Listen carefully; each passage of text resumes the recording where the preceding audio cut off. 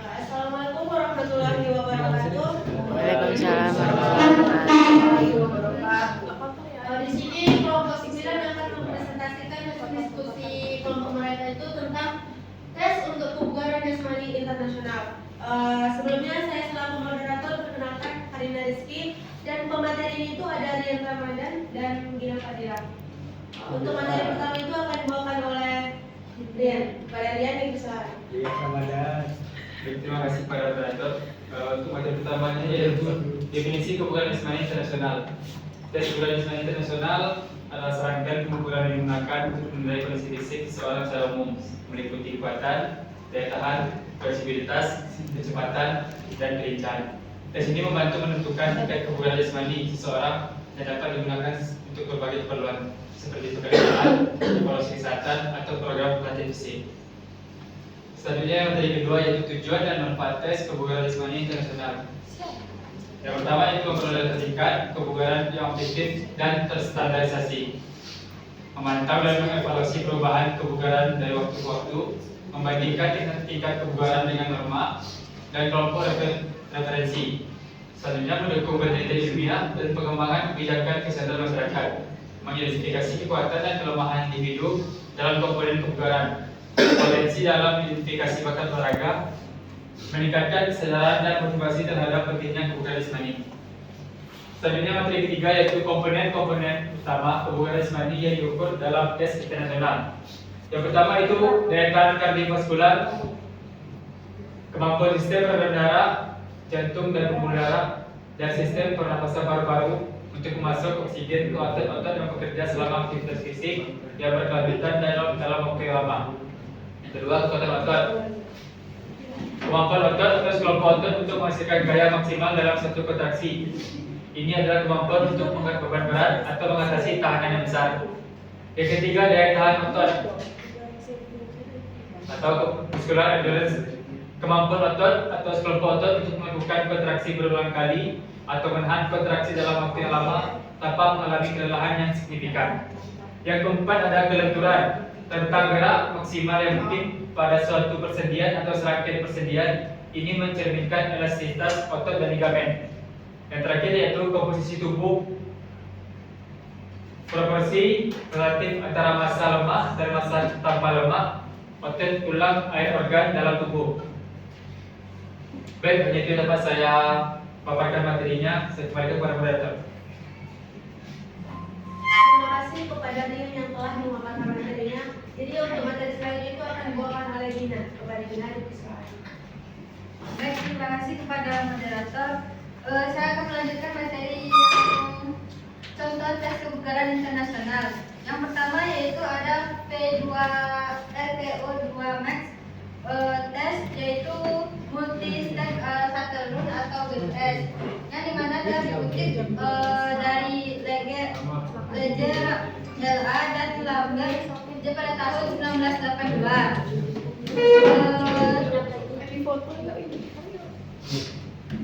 Di mana dikembangkan oleh Dr. Block pada tahun 1982 di Universitas de Montreal di Kanada. Tujuannya yaitu untuk mengestimasi kapasitas aerobik maksimal secara tidak langsung. Tata cara pelaksanaan BIM test yaitu peserta melakukan lari bolak-balik sepanjang 20 meter dengan mengikuti suara bel. Kecepatan akan meningkat selama 1 menit tiap levelnya. Lalu peserta harus mencapai garis yang telah ditentukan. Tes berhenti pada saat tidak mencapai garis sebanyak 2 kali yang berturut-turut. Penilaiannya pada usia 20 sampai 29, yaitu untuk laki-laki 52 sangat baik, yang untuk perempuan 42 sangat baik.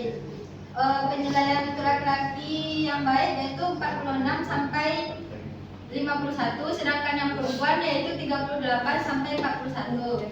Kalau yang sedang yaitu 42 sampai 45 untuk laki-laki, sedangkan yang untuk perempuan yaitu 34 sampai 37. Untuk yang buruknya yaitu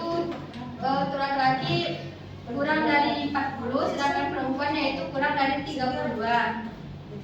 Untuk validitasnya yaitu tes ini memiliki validitas tinggi dalam memprediksi VO2 max terutama untuk anak-anak dan remaja serta populasi umum.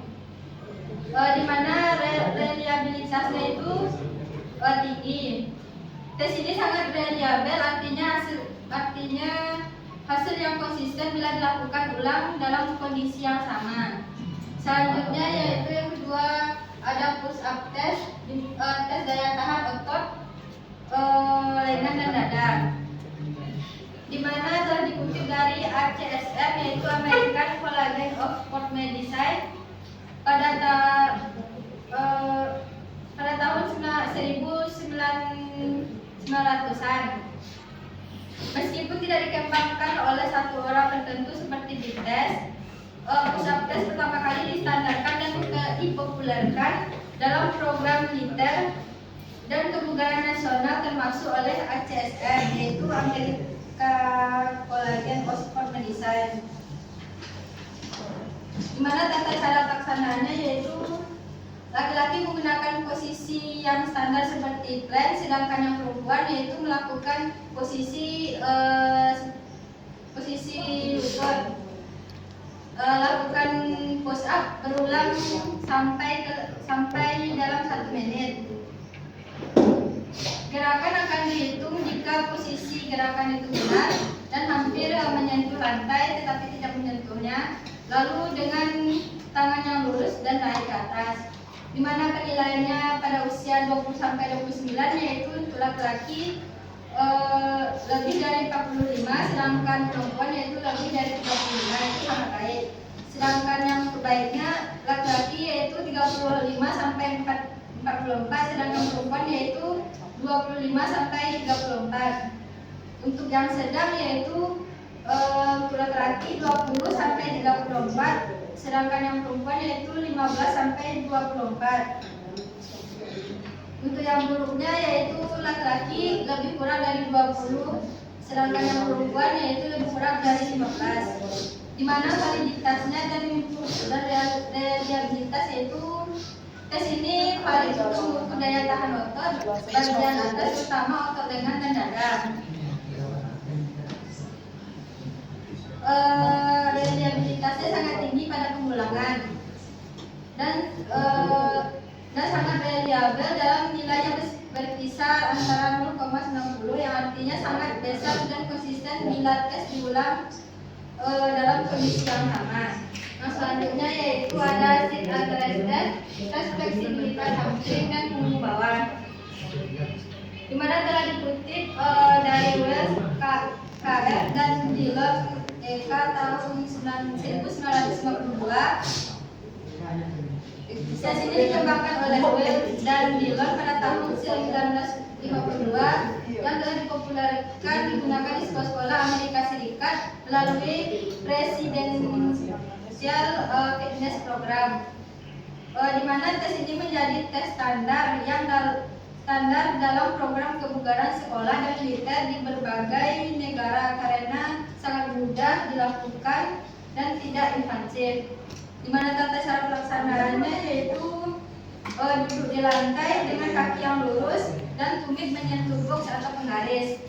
Yang selanjutnya yaitu tangan lurus ke depan, lalu mendorong penggaris sejauh mungkin dan diukur dalam sentimeter atau baselin 26 cm yang sangat umum digunakan.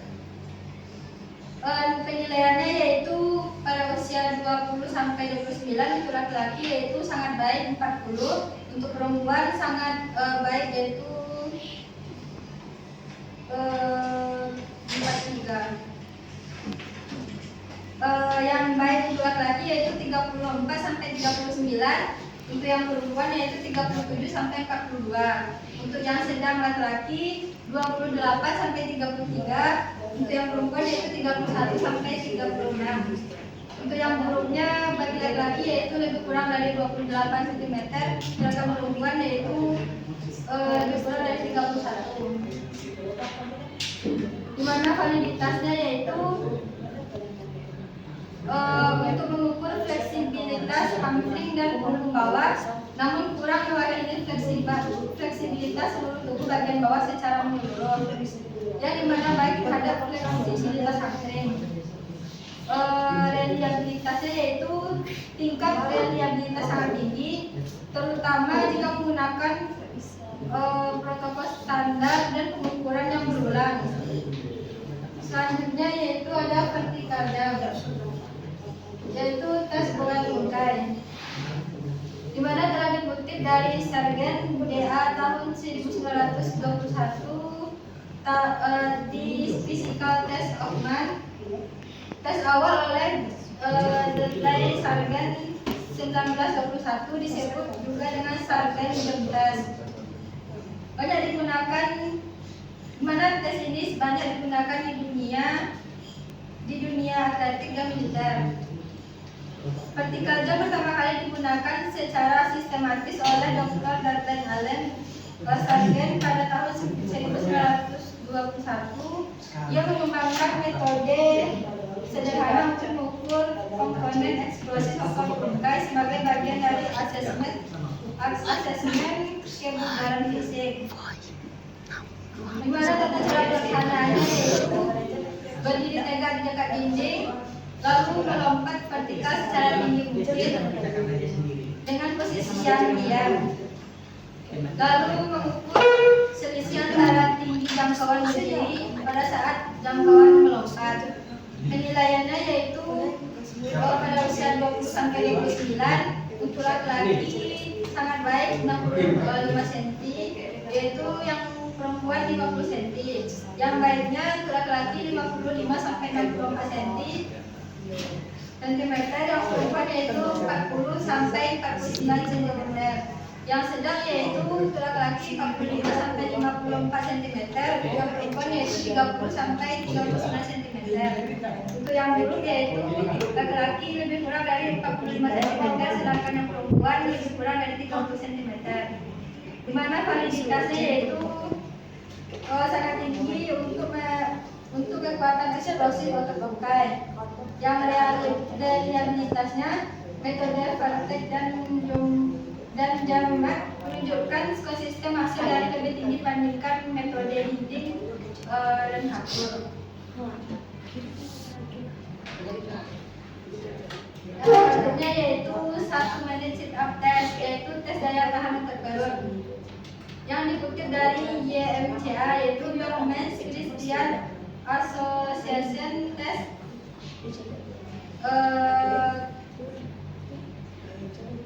tahun 2000. Tes ini digunakan secara luas dalam protokol militer Amerika Serikat. Tes ini sangat mengevaluasi otot-otot abdominal. Tes ini merupakan bagian dari tes kebugaran militer dan pendidikan jasmani sejak awal abad tahun 2000, sejak abad ke-20. Tes sit up 1 menit menjadi standar internasional setelah dimasukkan ke dalam Angkat York Fitness Test pada tahun 1958.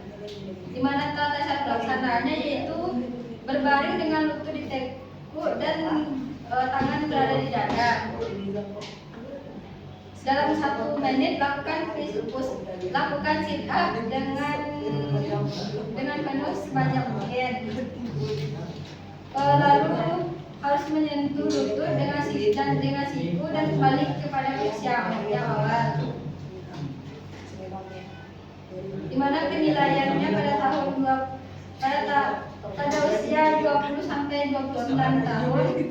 Untuk laki-laki yaitu sangat baik 55 kali, sedangkan yang perempuan yaitu 45. Yang baik untuk laki-laki 45 sampai 54, untuk yang perempuan yaitu 35 sampai 44. Untuk yang sedangnya yaitu 30 sampai 44 untuk laki-laki, untuk yang perempuan 25 sampai 34. Untuk yang buruknya yaitu kurang dari 30 kali untuk laki-laki, untuk perempuan yaitu lebih kurang dari 25. Di mana validitasnya yaitu tes ini valid untuk mengukur daya tahan otot perut, khususnya otot rectus abdominis. Di mana reliabilitasnya yaitu lebih reliabel menggunakan protokol waktu dalam 1 menit dibanding dengan repetisi yang bebas. Selanjutnya yaitu prinsip pelaksanaan tes kebugaran jasmani internasional. Yang pertama ada standarisasi prosedur, yaitu standardization of procedure. Yang pertama yaitu protokol yang jelas dan rinci, urutan tes yang konsisten, kondisi lingkungan yang terkontrol, peralatan yang terkalibrasi, instruksi yang sama. Yang kedua yaitu ada validitas. Yang pertama mengukur apa yang seharusnya diukur, validitas isi, validitas konstruk, dan validitas kriteria. Yang ketiga yaitu reliabilitas. Yang pertama yaitu konsistensi hasil, reliabilitas tes, reliabilitas antar penilai. Yang selanjutnya yaitu keamanan peserta, screening kesehatan awal, persetujuan tertulis, yang pengawasan kompeten untuk pemanasan pendinginan dan penghentian peserta serta ketersediaan pertolongan pertama. Baik, terima kasih. Ini yang dapat saya sampaikan. Saya kembalikan kepada moderator. Terima kasih kepada Gina yang telah mengeluarkan materinya.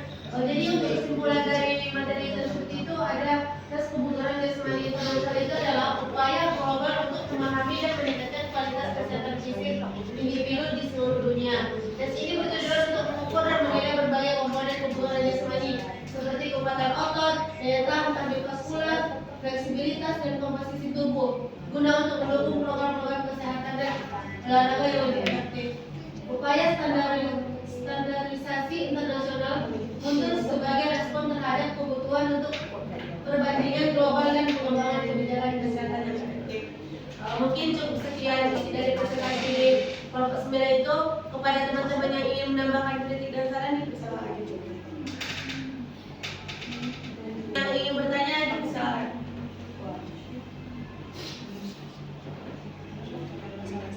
Tiga. Baiklah, kepada Adi dipersilakan. Baik, terima kasih kepada moderator. Silakan nomor saya di Saudara Saudara dengan nomor 298 perwakilan dari Lembaga 5. Pertanyaannya adalah mengapa daya tahan jantung dan paru-paru sangat penting dalam aktivitas sehari-hari maupun olahraga, dan jelaskan kaitannya dengan kesehatan. Baiklah, sekian, terima kasih. Terima kasih kepada Adi. Untuk teman-teman yang ingin bertanya lagi, kepada dia lagi silakan. Baik, perkenalkan nama saya adalah Aprilia dengan induk 20403 dari kelompok 2. Izin bertanya kepada kelompok penyaji, mengapa standarisasi tes kebugaran jasmani internasional dianggap penting dan apa implikasi potensialnya jika tidak ada standarisasi tersebut? Terima kasih. Terima kasih kepada pengaji. Izinkan pengaji ya. Izinkan pemateri untuk menjawab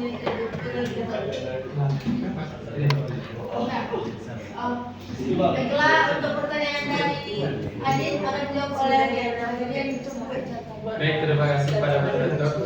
Mungkin sini saya akan menjawab pertanyaan dari tadi, yaitu tentang mengapa daya tahan jantung dan paru-paru sangat penting dalam aktivitas sehari-hari maupun olahraga. Jelaskan kaitannya dengan kesehatan. Daya tahan jantung dan paru-paru yang sering disebut sebagai daya tahan kardiorespirasi sangat penting karena berperan langsung dalam kemampuan tubuh untuk mengambil ngangkut dan menggunakan oksigen secara efisien saat melakukan aktivitas fisik baik ringan maupun berat. Pentingnya dalam aktivitas sehari-hari yang pertama yaitu meningkatkan efisiensi kinerja tubuh. Yang kedua, mengurangi kelelahan. Selanjutnya, pentingnya olahraga yaitu yang pertama meningkatkan performa, yang kedua mempercepat pemulihan. Kaitannya dengan kesehatan, yang pertama yaitu mencegah penyakit jantung dan pembuluh darah. Yang kedua, meningkatkan metabolisme dan pembakaran lemak. Yang ketiga, meningkatkan fungsi paru-paru. Yang keempat, menurunkan stres dan meningkatkan suasana hati. Mungkin hanya itu yang dapat saya sampaikan. Saya kembali kepada moderator. Baik, terima kasih kepada Lia yang telah menjawab pertanyaan dari Adit. Untuk pertanyaan dari Lia itu akan dijawab oleh Dina. Baik, Dina silakan. Baik, terima kasih kepada moderator. saya akan menjawab pertanyaan dari Dela Aprilia dari perwakilan dari kelompok 2. Mengapa standarisasi tes kebugaran jasmani internasional dianggap penting dan apa implikasi potensial jika tidak ada standarisasinya? Pentingnya standarisasi tes kebugaran jasmani internasional yang pertama yaitu menjamin keakuratan dan konsisten pengukuran. Yaitu standarisasi menjamin bahwa tes kebugaran jasmani dilakukan dengan prosedur yang sama di berbagai negara atau lembaga. Yang kedua yaitu memungkinkan perbandingan internasional. Dengan prosedur dan alat ukur yang sama, hasil tes kebugaran dari individu atau kelompok di satu negara dapat dibandingkan secara adil dengan hasil dari negara lain. Yang ketiga yaitu menjamin validitas dan reliabilitas tes, yang dimana tes di standarisasi sudah melalui uji ilmiah sehingga terbukti mengukur apa yang seharusnya diukur dan hasilnya yang konsisten jika diulang. Yang keempat yaitu mendukung evaluasi dan perencanaan program latihan, yang dimana standarisasi membantu pelatih, guru dan tenaga kesehatan dalam mengevaluasi kondisi fisik seseorang. Dan terakhir yaitu menjamin keamanan peserta tes, di mana prosedur tes yang distandarisasi dasarnya telah mempertimbangkan faktor dari residenan. Selanjutnya yaitu implikasi potensi jika tidak ada standarisasi. Yang pertama yaitu hasil tes tidak bisa dibandingkan jika setiap tempat menggunakan metode yang berbeda. Maka hasil tes tidak dapat dibandingkan secara adil atau akurat. Yang kedua yaitu resiko salah diagnosa atau evaluasi. Tanpa standar yang jelas, seseorang bisa dinilai terlalu rendah atau terlalu tinggi kebugarannya, yang bisa berdampak pada penentuan program latihan. Yang ketiga yaitu menghambat penelitian dan kerjasama internasional. Dalam dunia akademik dan olahraga internasional tidak ada standar yang membuat hasil penelitian sulit disatukan atau digeneralisasi. Yang keempat yaitu mengurangi kredibilitas tes, yang dimana tes tidak standar bisa dianggap tidak profesional atau tidak ilmiah. Yang kelima yaitu meningkatkan risiko cedera. Prosedur yang tidak terstandar bisa mengabaikan keselamatan peserta, terutama pada tes yang intensitasnya tinggi atau memerlukan teknik yang khusus. Baik, saya kembalikan kepada moderator. Baiklah, terima kasih kepada Dina yang telah menjawab pertanyaan dari Dela. Mungkin berani sesuatu yang jawab kita pada hari ini dan juga lah presentasi kelompok 9 pada hari ini. Saya selaku moderator, apabila ada kata-kata yang salah saya mohon maaf. Saya salah. Wassalamualaikum warahmatullahi wabarakatuh. Waalaikumsalam warahmatullahi wabarakatuh.